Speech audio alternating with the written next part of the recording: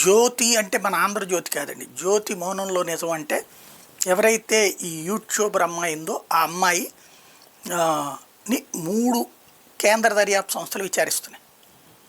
చాలా తెలివిగా తప్పించుకునే ప్రయత్నం చేస్తుంది. మామూలుగా నేను టూర్లకు వెళ్ళేటటువంటి ఉద్దేశంతో హైకమిషన్ ఆఫీస్కి వెళ్ళాను వీసా కోసం, అంతకుమించి వాళ్ళతో నాకే పరిచయం లేదని.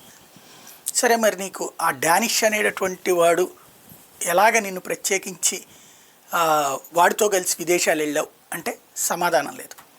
అలాగే దేశంలో ఉన్నటువంటి రక్షణ స్థావరాల దగ్గర నువ్వు తిరిగావు, అది వాడు చెప్తే చేసావా నీ అంతటి నువ్వు తిరిగావా అంటే అమ్మాయి వీడియోల్లో అట్లా ఉన్నాయన్నమాట. పంజాబ్లో అమృత్సర్ దగ్గర ఉన్నటువంటి రక్షణ స్థావరం దగ్గర, అట్లాగే ఈ పహల్గామ్కి ఇట్లాంటి వాటి నువ్వు వెళ్ళావా వాడు చెప్పాడా అంటే నోరు మెదపటం లేదు. అదే సందర్భంలో నీకు 5 స్టార్ హోటల్ ఫెసిలిటీ ప్రతి చోట, అట్లాగే కార్లు, వీటన్నిటికీ ఖర్చులు ఎవరు భరించారు అంటే నోరు మెదపట్లేదు. టోటల్గా అమ్మాయి వాడి ట్రాప్లో కాదు వాడి ట్రాక్లో నడిచి మిగతా వాళ్ళ జీవితాలతో కూడా చెలగాటమాడింది అన్నటువంటి విషయం అయితే స్పష్టమైపోతుంది.